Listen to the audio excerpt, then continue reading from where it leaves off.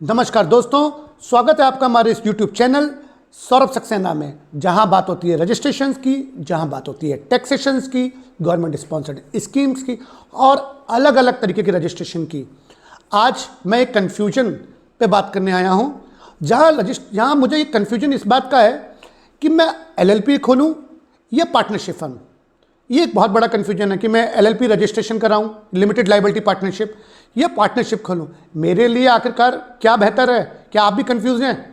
तो ये वीडियो देखिए और मुझे लगता है कि इस वीडियो देखने के बाद आपका सारा कन्फ्यूजन दूर हो जाएगा और आप भी डिसाइड कर पाएंगे कि मेरे लिए LLP ज़्यादा बेहतर विकल्प है या पार्टनरशिप। पर इससे पहले मैं अगर इस वीडियो में आगे बढ़ूं, अगर आपने हमारा चैनल अभी तक लाइक और सब्सक्राइब नहीं किया है ना, तो बैठे किस बात के लिए हम लाइक करें, शेयर करें, सब्सक्राइब करें हमारा चैनल और ज़्यादा से ज़्यादा हमें शेयर करें दोस्तों।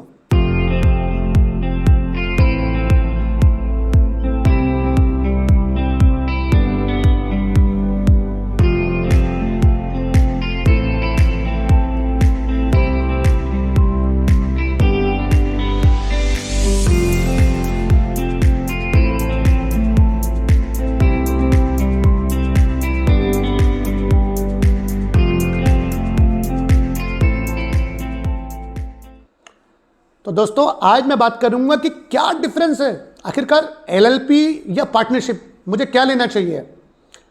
आज इसके सारे डिफरेंसेस के बारे में बात करेंगे हम कि क्या अंतर है, और मैं एंड में आपको क्रक्स बताऊंगा कि अगर मैं क्या करना चाहता हूं तो मुझे पार्टनरशिप चूज करनी है और मुझे क्या करना है कि मुझे LLP चूज करनी है। तो आइए जल्दी से हम बात करते हैं LLP और पार्टनरशिप फर्म के डिफरेंसेस के बारे में।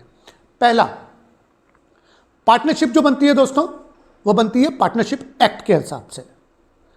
केवल लगता है उस पर केवल और केवल पार्टनरशिप एक्ट, यानी कि जितने भी प्रोविजन पार्टनरशिप एक्ट में लिखे हुए हैं आपको उनका पालन करना है, बनती भी इसी के अंदर है। और LLP के अंदर लगता है LLP एक्ट और साथ में पार्टनरशिप एक्ट भी लगता है। क्या अंतर है इसके अंदर? क्योंकि ये कंपनी जैसी है LLP, तो उस पर लगने वाले अधिनियम जो हैं वो कंपनी जैसे LLP एक्ट वाले हैं, मगर मोटे मोटे पार्टनरशिप ही लग रहे हैं नियम। तो एक्ट के हिसाब से अगर आप देखेंगे ना, तो कानून के हिसाब से LLP देख लीजिए या पार्टनरशिप देख लीजिए, कानून लगभग से एक बराबर है, किसी प्रकार का कोई भी डिफरेंसेस आप देखेंगे तो नियमों में इतना बड़ा नहीं है। तो एक्ट का पॉइंट न्यूट्रल रहा। Point number 2, limited liability. ये सबसे बड़ा पॉइंट और सबसे बड़ा डिसाइडिंग पॉइंट है लिमिटेड लाइबिलिटी का। अगर आप नॉर्मल फर्म बनाते हैं, अगर आपने हमारे पुराने वीडियो देखे जो मैंने डिस्क्रिप्शन में डाले हुए हैं, मैंने फर्म बनाई, मेरा हो गया लॉस 5 लाख रुपए का, पर मेरे पास इस समय फर्म के अंदर केवल 50,000 रुपये ही मौजूद हैं, तो मेरे को अपना प्रॉपर्टी बेचनी पड़ेगी, चल अचल संपत्ति, मूवेबल और इमूवेबल, और वो बेच के पैसा देके बाहर वाले का पैसा चुकाना पड़ेगा नॉर्मल फर्म में। पर LLP में दोस्तों ऐसा कुछ नहीं है। आपके पास जितना पैसा है ना, आपने जितने से कैपिटल लगाई है और जितना पैसा आपकी फर्म में मौजूद है, सिर्फ आप उतना देने के लिए लायबल हैं। लेट्स से कि मेरा नुकसान हुआ 5 लाख का, मेरी फर्म में आज के टाइम में अवेलेबल पैसा जो है वो 3 लाख रुपए हैं, मैं 3 लाख दूंगा, इसके बाद ना मुझसे कोई पैसा ले सकता है ना मैं देने के लिए लायबल हूँ। तो एक लिमिटेड लायबिलिटी का सबसे बड़ा डिसाइडिंग फैक्टर होता है कि अगर आपको अपनी जिम्मेदारियाँ कम करनी है ना और अनलिमिटेड लायबिलिटी से बचना है, बेहतर विकल्प LLP आप चूज कर सकते हैं। Point number 3, cost. आप चाहे फर्म बना लें दोस्तों, आप चाहे LLP बना लें, कॉस्टिंग एस्पेक्ट से, बनने की कॉस्टिंग एस्पेक्ट से लगभग एक जैसी चीज़ें हैं। कैसे?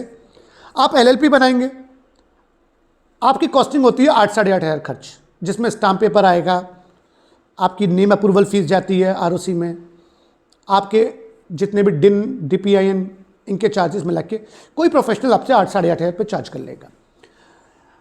स्टाम्प पेपर इधर भी है और स्टाम्प पेपर पार्टनरशिप में भी है।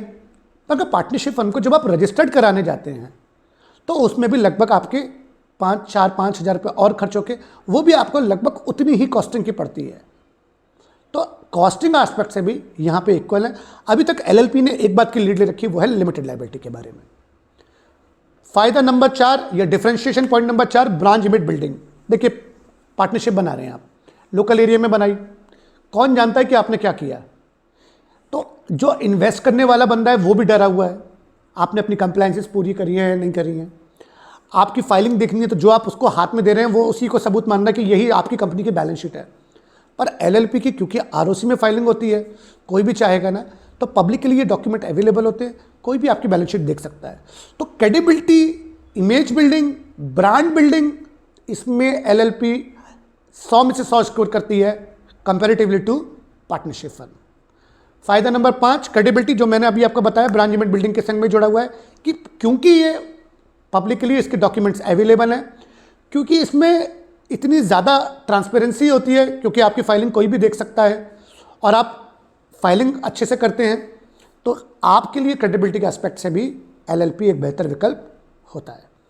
फायदा number 7, separate legal entity. Separate legal entity यानी कि क्योंकि फर्म, अगर मान के चलिए आपको कोई फर्म के लिए प्रॉपर्टी खरीदनी है, तो फर्म तो खरीदेगी नॉर्मल फर्म, पार्टनर्स के साथ नाम भी उसके संग जुड़ के खरीदी जाएगी कि ये प्रॉपर्टी परचेज करिए फलाना एंड सन्स ने और पार्टनर ये इन दोनों के नाम पर। एलएलपी की प्रॉपर्टी आप एलएलपी के नाम से खरीद सकते हैं, क्योंकि लॉ के नज़रों में एलएलपी एक सेपरेट लीगल एंटिटी होती है। ये एक बेनिफिट होता है। यहाँ पे भी एच ले गया LLP. Point number, differentiation number 8वां, एनुअल फाइलिंग। देखिए यहाँ पे पार्टनरशिप फर्म एक लीड लेके जाती है। एनुअल फाइलिंग में पार्टनरशिप फर्म में आपने अपना रिटर्न फाइल किया, बैलेंस शीट बनाई, काम खत्म। पर एलएलपी एक्ट के अंदर आपको फाइलिंग आरओसी की करनी है। ये एक थोड़ा टीडियस काम है, पर इतना भी नहीं कि जहां मैं डिसाइड ना कर पाऊँ। एलएलपी के अंदर कंपैरेटिवली फाइलिंग ज़्यादा करनी है, तो कॉस्टिंग भी फाइलिंग की कंपैरेटिवली फर्म में कम पाती है और एलएलपी में ज़्यादा आती है। तो ये एक एस्पेक्ट है एनुअल फाइलिंग का, जहां हमारी फर्म लीड लेती हुई दिखती है। फायदा नंबर 8, पार्टनर्स की लिमिट। मुझे अगर पार्टनरशिप फर्म पे नंबर ऑफ पार्टनर्स की देखूं, तो मैं पार्टनरशिप एक्ट के हिसाब से 100 से ज़्यादा पार्टनर ऐड नहीं कर सकता हूं। पर अगर मुझे बड़ी फर्म में बनानी है जहां मुझे 100 पार्टनर, 150 पार्टनर रखने हैं, तो एलएलपी के अलावा मेरे पास कोई भी विकल्प नहीं है। यहां पार्टनरशिप एक्ट किसी भी रोल में प्ले नहीं कर सकती। फायदा नंबर 9 कि एलएलपी बनती कितने टाइम में है? पार्टनरशिप फर्म बनेगी, उसका रजिस्ट्रेशन होगा, इसके बाद वो रजिस्ट्रार के पास रजिस्ट्री उसकी करने होगी, रजिस्ट्रार के पास उसकी रजिस्ट्री होगी, जिसमें टाइम लग जाता है 15-20 दिन का। पर यही फर्म आपकी 1 हफ्ते के अंदर बन के तैयार हो जाती है। तो बनने के एस्पेक्ट से भी एलएलपी फ्री हो जाती है।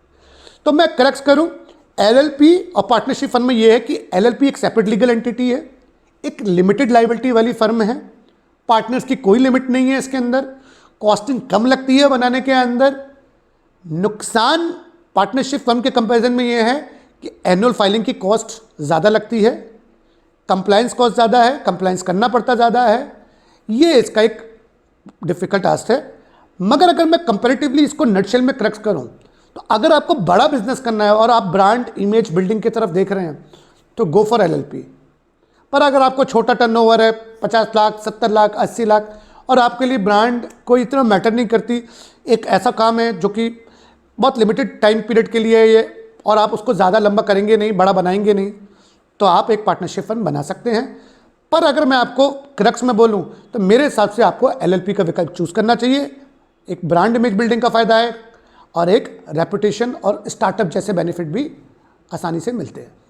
तो दोस्तों, आज मैंने आपको बात करी पार्टनरशिप फर्म और एलएलपी रजिस्ट्रेशन के बारे में, और आगे आने वाली वीडियो में हम इस सीरीज़ में और भी रजिस्ट्रेशन और भी तरीके के बिजनेस टाइप्स के बारे में बात करेंगे।